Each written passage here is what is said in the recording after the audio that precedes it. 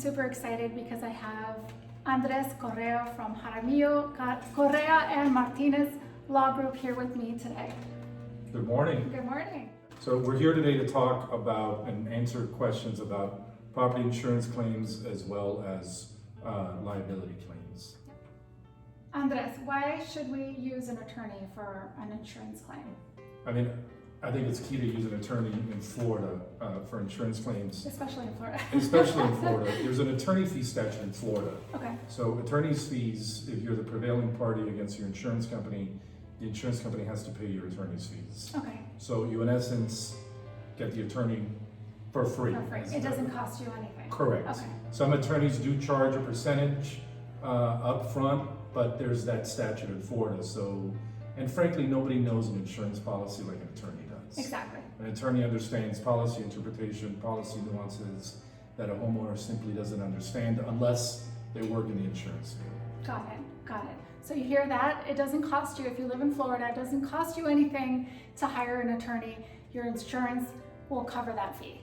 We live in Florida especially, but all of the East Coast and the Gulf, it's really important with the climate change going on. We've seen a record number of hurricanes and storms this year. At one point we had 5 named storms in the Atlantic. So tell us a little bit about that. Well, we're expecting a very active October. Yes. The buzz in the meteorological community is an extraordinarily active October. Yeah. So you definitely want to make sure that you're prepared, that you're insured, that you have flood insurance if you live in a flood-prone area. Those are the things you need to think about. Yeah.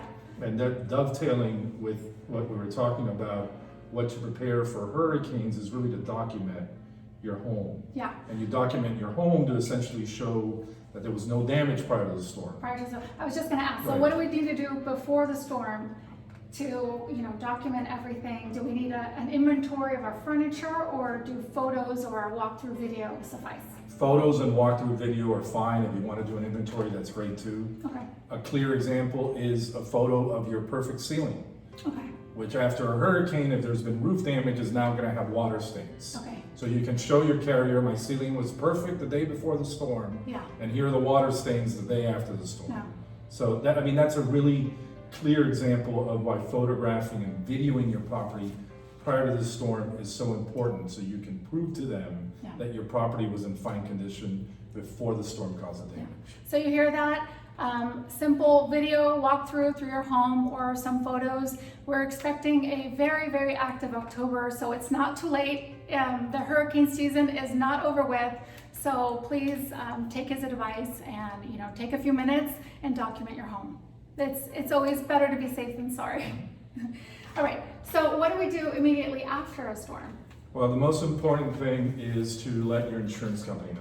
Okay. Ideally, you would hire an attorney, and the attorney's office would take care of notifying the carrier and setting everything up so that they come and inspect the claim. One of the last things you want to avoid is having them accuse you of what they call late reporting. Okay. It took too long to report it, and then somehow they claim that prejudice their investigation. And what is usually the statute of limitations on reporting it? So for a hurricane claim, you have to let the insurance company know within 3 years of the storm's landfall. Okay. So for example, September 10th, 2017 was the landfall of Irma.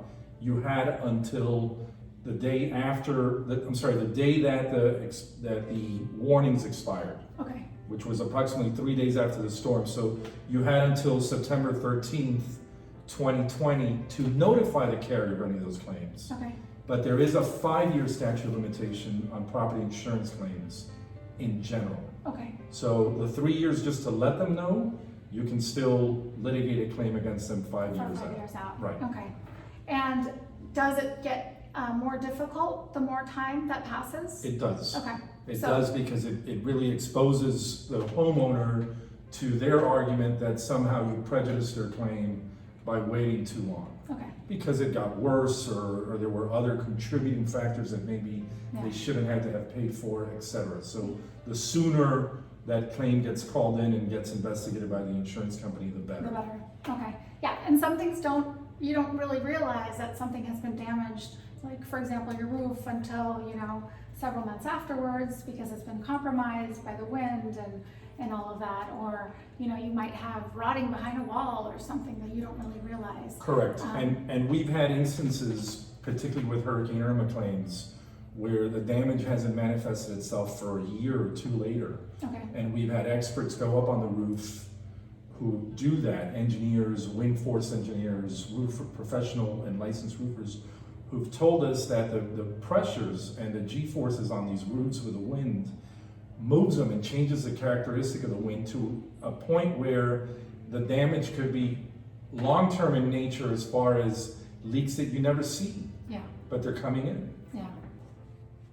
You said we had 3 years and then 5 years. So how long, if we make a claim today, how long should we expect or be prepared for the claim to take? So if you discovered your loss yesterday and you called it in today is what's called the date of loss. Okay. Or the day that you called in the claim. So from the day you called in the claim, they have 90 days by statute to pay or deny the claim. Okay. Provided you didn't cause any delays. Okay. So if you caused any delays, that 90 days gets extended. And a delay, can you give us an example of a delay? Well, for example, if you went to Europe for a month after your date of loss and they couldn't get into your house for a month, all right. That would be a delay that you caused. So provided that the homeowner hasn't caused a delay, they have 90 days to adjust the claim and either deny or pay it. Okay. Yeah. So what are things that people often overlook?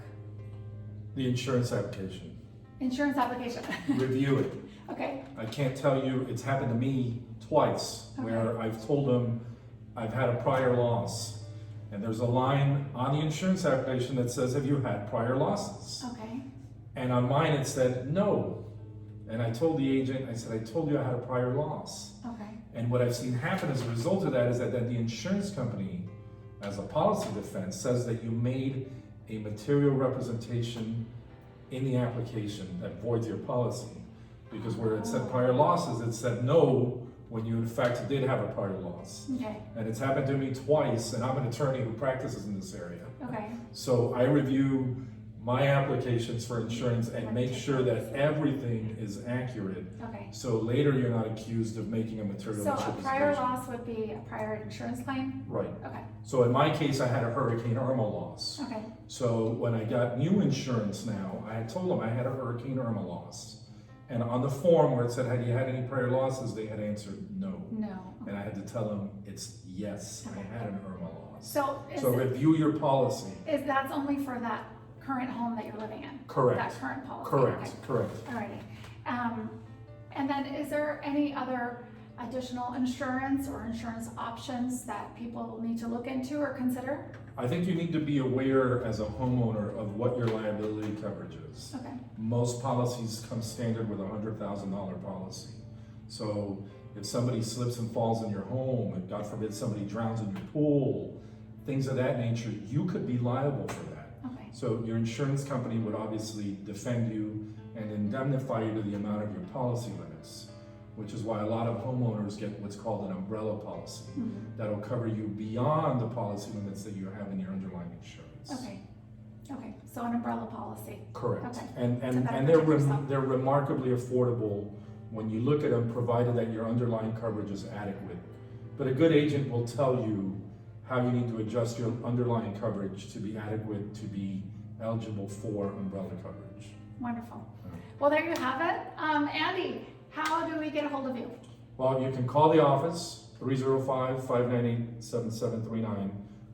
We're located in the downtown Dadeland area, but we can always go and meet with you in your home and inspect the loss and whatnot. Wonderful. Thank you very much for joining us and answering these very important questions. You still have time. Make sure that you take some photos and video of your home to document it before this hurricane season is over, just in case. And we will see you next time.